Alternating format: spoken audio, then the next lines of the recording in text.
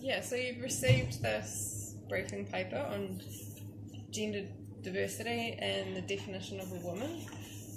And I read as well that, you'd been asked to respond, every individual group.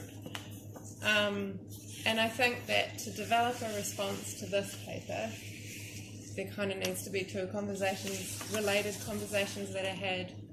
One of them is about language, and the other one is about power.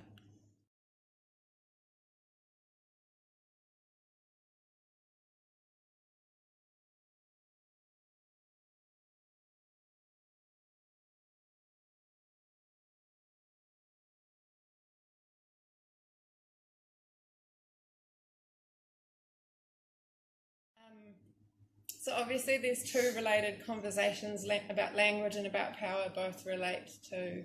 They're connected because they both relate to women and they both relate to sexism. So we're actually asking, how do all these new changes to language, the language that we use, affect a women's organisation that exists in a sexist world? And the fact that all these women's organisations are being put through these changes, what does that say about power? And again, in the sexist world that women's organisations have formed to respond to. With regards to language, it's about the meanings of words. So the meaning of the word woman, the meaning of the word sex, which is actually defined in different ways in this document. The meaning of the word gender, what is gender? What is gender identity? What are gender minorities?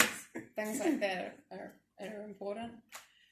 But also just this question of whether words have meanings or whether meaning is purely subjective, in which case we might as well all go home. But yeah, and then the conversation about power is about who stands to benefit from the conclusions that we draw. So if we're advocating for women in the workforce, and woman becomes a subjective term, or it means something about, how people present, who actually benefits from that definition of what a woman is.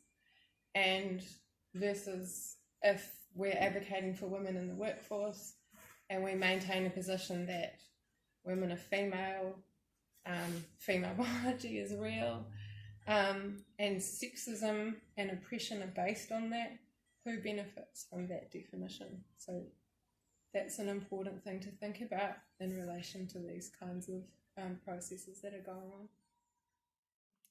Also because, if we know that the female sexes are real, and we know that women are 50% of the population, that we have our own health issues and needs in relation to our biology alone, and that we're oppressed on the basis of our sex, then no one in good conscience can say that we shouldn't have representation as females, I think.